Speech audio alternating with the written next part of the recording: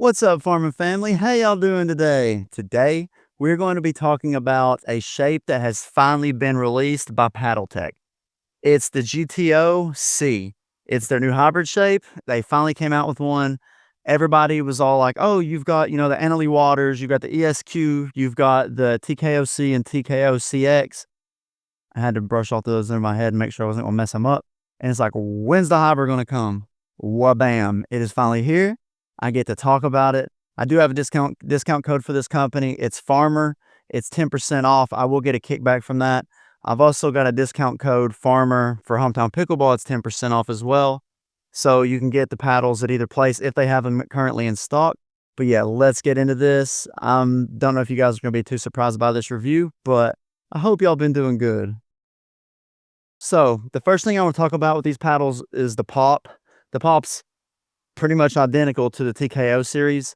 You've got the 12.7, millimeter that is really hard to control and will take a crazy amount of effort because the ball just kind of pops off the face. It has a lot of energy return.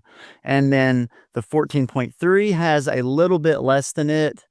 Neither of these have the ripple or, like the old classic ripple or the mod level pop, like not at all.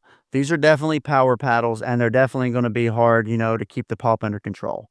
And when it comes to the power, I was crazily surprised when I was hitting drives and swinging completely through. The ball was launching with these, almost similar to how an elongated shape does. So these things are crazy powerful when it comes to hitting your serves, your drives, your overhead, anything where you're doing a complete full swing through.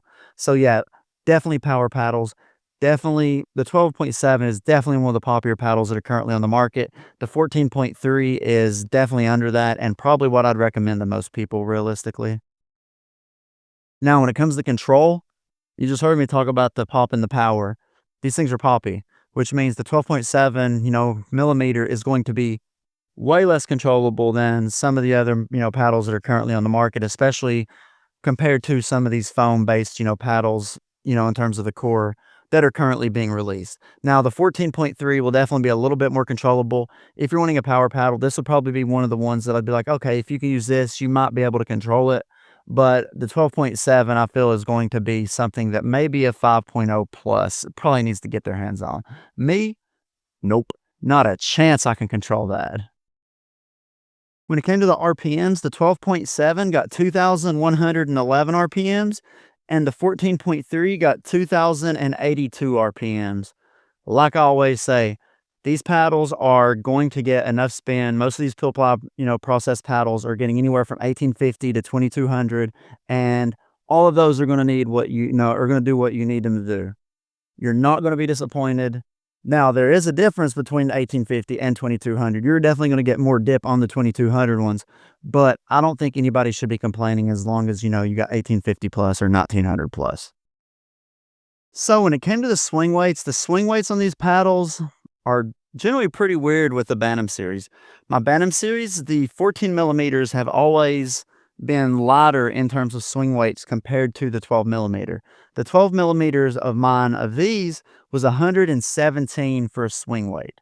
Now the 14 millimeter had 116 swing weight, literally one lighter than the thinner paddle. You would generally think, oh, the thinner paddle is going to have less materials. They must be adding more perimeter weighting to the 12 millimeter to make it more stable. And when it came right out of the box, they were both 7.8 ounces, and the balance points of the 12 millimeter was 243, and the balance point of the 14 millimeter was 241. So they're definitely a little more head heavy than some of the other paddles that are currently on the market, specifically the solid foam paddles that are being released right now. The twist weight of the 12.7 millimeter was 7.63, and the twist weight of the 14.3 was 6.76. These twist weights are crazy good. Like the 12 millimeter twist weight is nasty. You do not need lead tape at all. These things have a big enough sweet spot. They're not going to twist in your hands.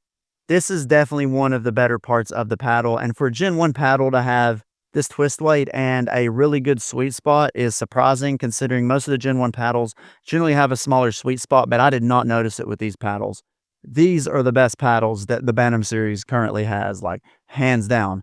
I liked the ESQ, I liked the LW, and I liked the TKO-C. But this one, overall, I could play with and go to a tournament, and it's not gonna slow me down in terms of hand speed a whole lot because it's still in that 112 to 117 threshold that I like for hybrid shapes. And it's still got a big enough sweet spot that I can reset stuff freely. So yeah, in terms of the sweet spot, really good, and the twist weight numbers are outrageous. So when it comes to value for your money, these are $250, or I think they are. I couldn't find anywhere in the emails that I got that that's what they were going to be. I'm going to assume they're 250 before my discount code. Check on the website to make sure I'm correct on that. You do get a 10% off with my discount code farmer. But yeah, is it worth it? It kind of depends. Foam paddles are like crazy forgiving and really soft, in the face and in terms of, absorption when it comes to the ball hitting it. The Bantam series is a little bit stiffer and the ball comes off the face a little bit quicker. Kind of depends on what you're wanting. I could play with this. I could play with any of the foam paddles that are currently coming out in a tournament, and it wouldn't be the paddle's fault, realistically. So, is it worth it for the money? Depends what you want. For some people, it will be. For me, if I was looking for a paddle, this was definitely going to be in my top 10. Easily, probably around the 6 or 7 range, especially the 12mm for the crazy twist weight, even though I can't control it. But yeah, I hope y'all enjoyed this. Until next time, stay safe, have a good day, drink plenty of water. Peace, y'all.